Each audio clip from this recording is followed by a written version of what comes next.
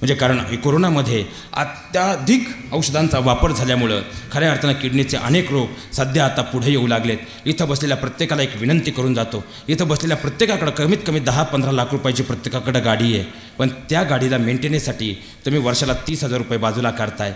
पण खऱ्या अर्थानं ज्या देहाची किंमत आज 350 कोटी रुपये आहे, कारण या देहाचं फक्त एकच अवयव असा आहे का जो दुसऱ्याला वापरता येत नाही, ज्याची किंमत 175 कोटी रुपये आहे, तो माणसाचा मेंदू आहे. नाहीतर न्यूटनचा मेंदू आजही असता. मेंदू हा पुन्हा प्रत्यारोपण करता येत नाही. पण ह्या शरीराचं जे कातडं आहे ना, याची 1 इंचची किंमत 750 रुपये आहे.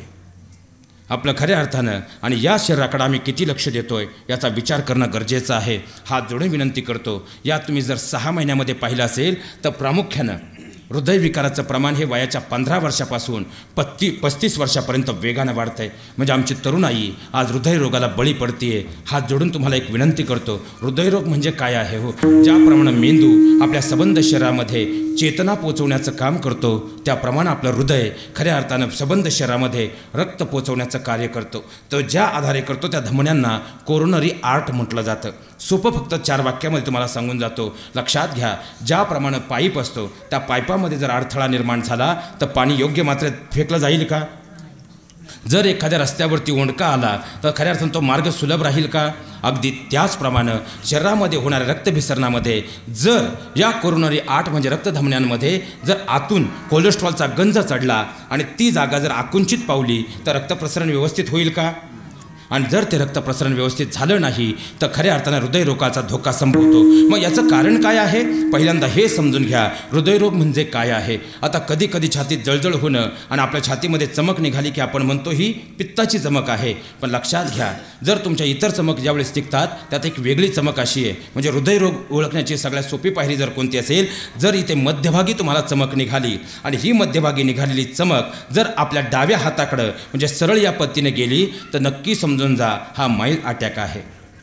लक्षात घ्या, मध्यान्नापासून निघालेली चमक जर तुमच्या डाव्या बाजूला गेली तर समजून जा हा माइल्ड अटॅक आहे. आणि तो माइल्ड अटॅक नेमकं काय करतो तर खऱ्या अर्थानं आपल्या शरीरातला हा एकमेव हृदय असा घटक आहे जो प्रत्येक सेकंदाला एकदाही त्याचं काम थांबत आणि तो फक्त 5 सेकंदासाठी जर थांबला ना तर खऱ्या अर्थानं ती चमक निघते. आणि तो जर 1 मिनिटाच्या आसपास थांबला तर बाजूच्या सगळ्या खऱ्या अर्थानं ज्या नसा आहेत त्या नसा मृत पावतात आणि त्यानंतर हृदयविकारामध्ये माणसाला मृत्यूही येऊ शकतो. मग कोलेस्ट्रॉल म्हणजे काय आहे तर कोलेस्ट्रॉल वाढण्याचं सगळ्यात मोठं कारण जर कोणतं असेल तर खऱ्या अर्थानं जर पाहिलं त्याची भरपूर कारणं आहेत. आमच्या खाण्याच्या बदललेल्या सवयी. कारण काय झालं महाराज, आम्ही संत परंपरा अभ्यासली, पण संत परंपरा अभ्यासत असताना फक्त आम्ही वरवर अभ्यासाचा प्रयत्न केला आहे किंवा आध्यात्मिक दृष्टीनं आपण संत परंपरा अभ्यासतो, पण मेडिकल सायन्सच्या जरा मध्यापर्यंत आपण जर संत परंपरा नेली, मन करारे प्रसन्न सर्व सिद्धीचे, पण मन प्रसन्न होण्यासाठी पहिली महत्त्वाची गरज आहे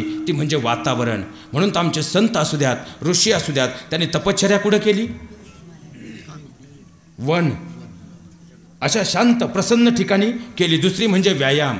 मला सांगा, संतांक आमच्यासारख्या गाड्या होत्या, हे आता आमच्याकडे फेडा आले महाराज. बरं, त्यालाही पर्याय नाही, नाही तर उद्या परत तिच्यावर चर्चा व्हायची. तिसरी गोष्ट म्हणजे महत्त्वाचा आहार.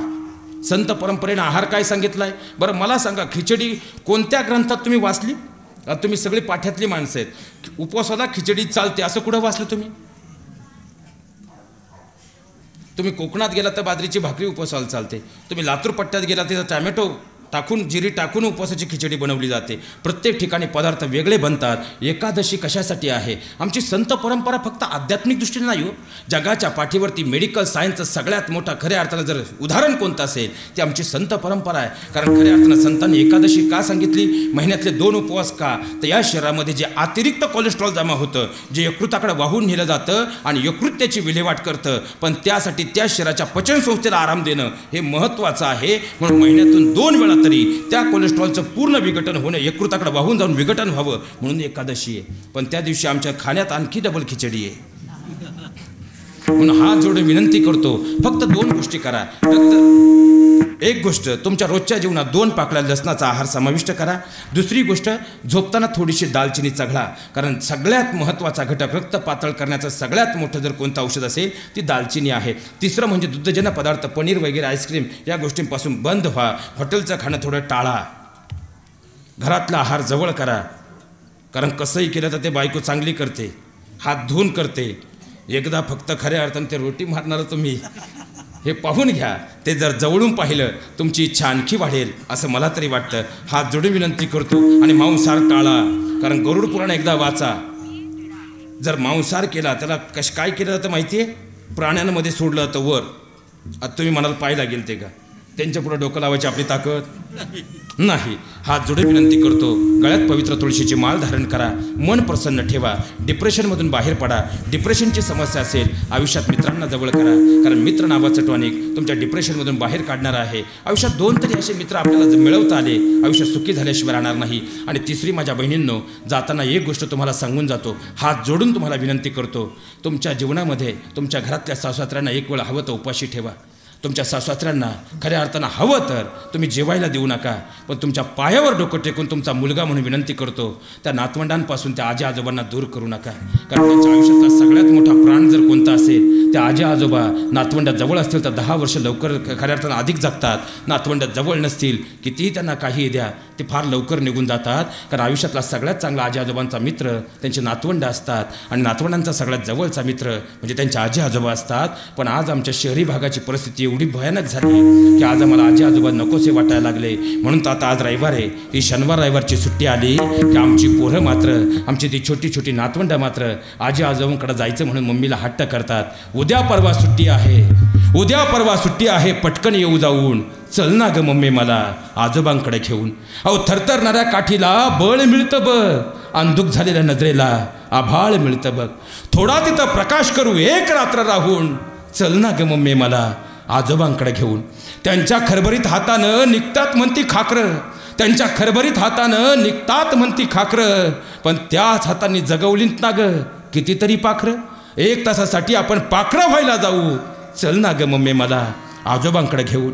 हीच आपली दिवाळी समज जाणं आणि येणं, हीच आपली दिवाळी समज जाणं आणि येणं. अहो सिमेंटमध्ये रुतून बसलंय ग त्या गावचं बेनं, असं कोणतंच झाड नाही जे मुळं टाकतं खाऊन, चल ना ग मम्मी मला आजोबांकडे घेऊन. अहो खऱ्या अर्थानं फोनवरती खोकलण्याचा तुला आवाज येत नाही, हॅलो हॅलो हॅलो म्हणते, मला फोन ठेवून देताना मला बोलायला सुद्धा देत नाही. अगं त्यांचे डोळे लागलेत बघ माझ्याकडं हिरवा चष्मा लावून, चल ना ग मम्मी मला आजोबांकडे घेऊन. अगं खऱ्या अर्थानं गाडी नको, आजोबांच्या पाठीवर मी खेळेल, गाडी नको आजोबांच्या पाठीवर मी खेळेल, तेव्हा नक्की त्या आत्म्याला खरंच मोक्ष मिळेल. अगं चल ना ग त्या पंढरीला येऊ पवित्र होऊन, चल ना ग मम्मी मला आजोबांकडे घेऊन, चल ना ग मम्मी मला आजोबांकडे घेऊन. हे खऱ्या अर्थानं आजी आजोबाचं नातं असतं जे लेकरांशी जोडलेलं असतं, ते तोडू नका एवढी एकच अपेक्षा व्यक्त करतो.